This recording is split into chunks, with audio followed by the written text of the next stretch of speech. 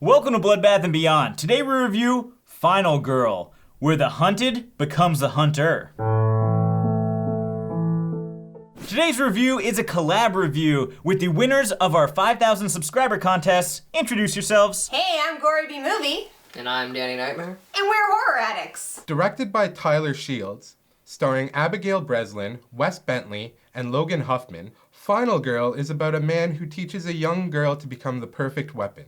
She then uses her skills to hunt a group of sadistic teens who hunt and kill teenage girls. So what do we like? This was a very different kind of movie, but there was a lot to like about it. It had this very 50s pulp fiction kind of film noir look to it. Really dark shadows, but with bright spotlights and very beautiful colors like red, just clashing in the dark. Loved how it was filmed.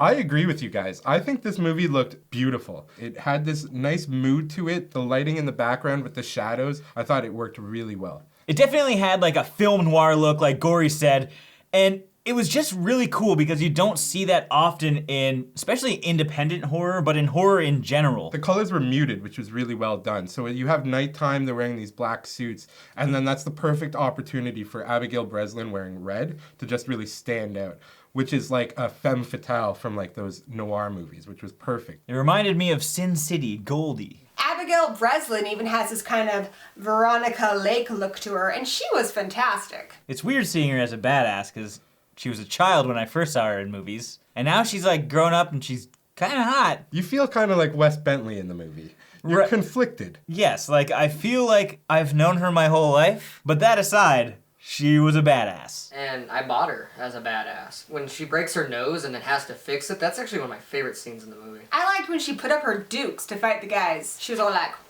Yeah, she was like a super strong. She didn't need any attention from Wes Bentley throughout the movie, which thank God. She actually maintained a strong role from beginning to end. Sometimes they undercut it with like bringing in, a male or something to come save the day, but this wasn't necessarily done like that. She held her own and it made for a good character. I really loved the acting from the whole cast. It was varied.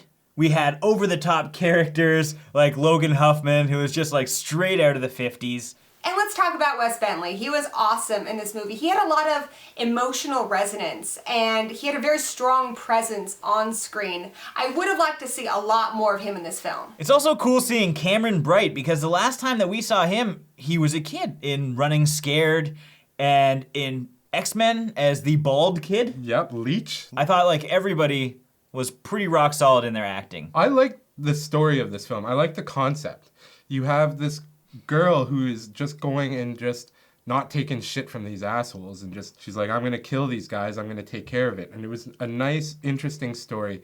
There were aspects missing, and we'll touch upon that, but I think as a concept of having someone willfully going along with the plans and then just turning it around, I think it's a great story, it's a great concept. It's not used too much, so it was enjoyable. So let's talk about what we didn't like about this movie. For me, this movie felt very short. There was not a lot of buildup of suspense, and the guys went down really easy. But what I really didn't like, well, I wouldn't say I didn't like it, but it took me out of the movie was the dialogue. I had a hard time believing some of these characters would say what they were saying, and I guess the movie might be taking place in the 50s, but you never find out for sure, and it made it a little hard to relate to them. Oh, I've had Manhattans and I've had old fashions, but these are some strong libations you brought, Veronica. This movie felt very underdeveloped. The setting was never clearly established. I didn't know what time period we were set in, or even what part of the country we were in. There was very little backstory given to any of the characters, with the exception of Wes Bentley, and even that was very limited. Yeah, even Veronica, I want to know more about her. Why is she, so unexplainably cold, and why did she not care when her parents died, and who was it that she didn't save? Was that her parents? These are questions I was hoping to find out throughout the movie, but I never really got to learn anything about her, other than the fact that she kind of had a crush on Wes Bentley. Like Danny mentioned, I thought there was quite a bit of unanswered questions. You start off with a man and a girl, and he's giving her these tests, and you're not exactly sure why, and then you jump to the future. Now, we don't know where he's from, and it's never answered. You don't know exactly how long this hunting has been going on for. It's missing the motivations on why I really want this to stop. Or is this going to stop if she's successful? It could have definitely done some cut-in shots of some of the other past kills that they've done so that we know that they're actually badass. Because right now, they're not the antagonists that the movie wants us to believe they are. And also this agency, like, we are given very little information about them. Like, what is their goal? Why do they need to know the fears of these boys that they're hunting down? How many of these type of cases has Veronica been on before? Are there other little unattached girls that they use as weapons, and why? And if they just wanted to kill the guys, why didn't they just get the whole agency down there with a whole bunch of guns and just blow them away? It would have been a lot easier. If I was training for 12 years and I was like in this like strict regiment priming myself to be an assassin, I would be a beefcake. And I would not have to learn some of the trivial tests that she goes through. The movie essentially starts off where she's 12 years into training and she's learning very basic techniques that even I already know, and I'm not even close to being a trained assassin. Exactly. She wasn't proficient, and she should have been. It was just like she was a noob running around. I would figure she'd be, 3 kills deep. So now it's time for our final thoughts and ratings. For me, this movie was a little too much style over substance. It was a beautiful movie, and I loved the film noir look of it, but I needed some more character development of setting, and backstory on the agency and the mission itself to really become invested emotionally in this film. However, this movie was very original, and I was captivated throughout, and I was definitely left wanting more. So I'm gonna give this film 3 finger-licking good pancakes out of 5. I'm gonna have to agree with you. It was a very gorgeous film, but it seemed unfinished, and it left me wanting more, and usually that's a good thing, but not so much in the case of this. There was too many questions that popped me out of the movie, but it was beautiful, and I do like it. I give it 3.5 unfinished milkshakes, because I feel this movie is very unfinished. Final Girl was a decent movie.